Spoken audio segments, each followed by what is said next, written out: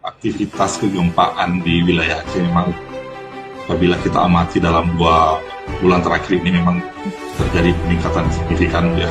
Iya. Mana dalam 2 bulan terakhir September Oktober itu kita di wilayah Aceh diguncang lebih dari 200 kali gempa. Mhm. Ya.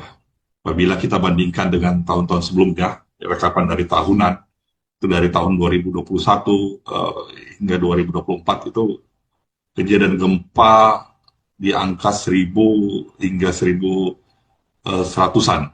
Ya. Mhm.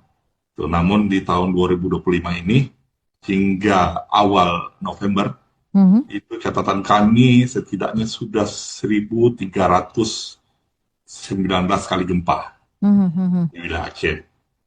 Adapun peningkatan aktivitas gempa ini sangat berkorelasi dengan kejadian-kejadian gempa signifikan Mhm. yang terjadi di wilayah Aceh, Mhm. yaitu gempa-gempa dengan magnitudo lebih dari 5. Mhm.